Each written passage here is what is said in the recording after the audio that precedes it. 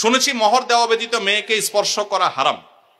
তাহলে যদি মেয়ের বাবা বা মেয়ের পরিবারের লোক এই পরিমাণ মোহর ধার্য করে যে ছেলের পক্ষে দেওয়া সম্ভব নয়, তাহলে এই অবস্থা ছেলের করণীয় কি?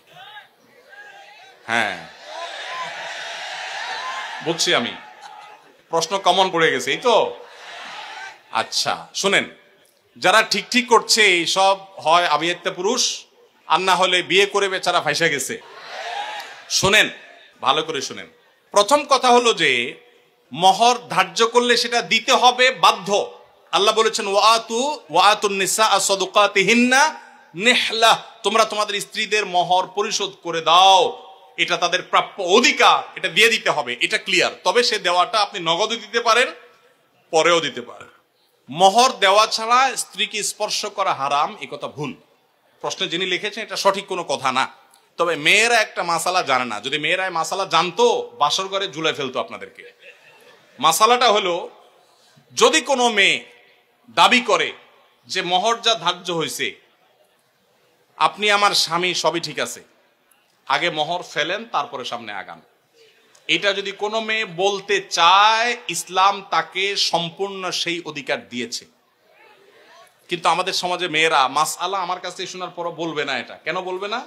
কারণ আমাদের সমাজে পুরুষগুলো এমন রাক্ষসের মতো এবং এমন জালিম, এমন অত্যাচারী, বেশিরভাগ, সবার কথা বলছি না, যে এই কথা যদি মেয়ে বলে বাসর রাতে, ঠিক আছে স্বামী, সবই ঠিক আছে, আপনার সাথে আমার বিয়ে হয়েছে, সব ঠিক আছে, মোহর ধার্য হয়েছে, এটা আমার প্রাপ্য, আল্লাহ কোরআনে বলছেন, অতএব এটা দিয়ে দেন। ছেলে বাসর তুইয়া পালায় দৌড় দিবি, বলবে এই মেয়ে বাসর রাতে এখনই অবস্থা করতেছে, আল্লাহ জানে আমার কোথায় ঝুলায়। ঠিক না বেঠিক? অথচ এটা ঠিক না। সব কথাই তো ঠিক ঠিক বলেন। এ ওয়াজ মাহফিলের একটা সমস্যা হলো, ঠিক হলেও ঠিক, ঠিক না বেঠিক? এটাও ঠিক। আচ্ছা যাক, শুনেন, নবী করিম সাল্লাল্লাহু আলাইহি সাল্লামের মেয়ে, ভালো করে শুনে রাখেন, নবী করিম সাল্লাল্লাহু আলাইহি সাল্লামের কন্যা ফাতেমা রাদিয়াল্লাহু তাআলা আনহা, তার বিয়ে হয়েছে কার সাথে? আল্লাহু আকবার। আলী রাদিয়াল্লাহু তাআলার মতো ইসলামের খলিফার সাথে তার বিয়ে। ফাতেমা রাদিয়াল্লাহু তাআলা আনহা, তার বাবা নবী করিম সাল্লাল্লাহু আলাইহি সাল্লামকে বলেছেন, বিয়ে হয়েছে আব্বা, ঠিকই আছে, বাট আমার দাবি হলো মোহর যেটা ধার্য হয়েছে সেটা যেন আমাকে আগে পরিশোধ করে দেওয়া হয়। আজ আমাদের সমাজে মেয়েদের সে অধিকার দেই আমরা?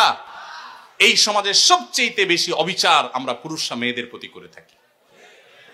বিয়ে করেছেন আর মোহর পরিপূর্ণ পরিশোধ করছেন, এরকম বাপের বেটা যারা, তারা হাত তোলেন। কয়টা বাপের বেটা দেখছেন এখানে? হাত গণেন তো, কয়টা হাত? লা হাওলা ওয়ালা কুওয়াতা ইল্লা বিল্লাহ। স্টেজেও হাত উঠে নাই, নামান, ইজ্জত বাঁচান। উঠছে মানে অল্প স্বল্প উঠছে, আমি সবার কথা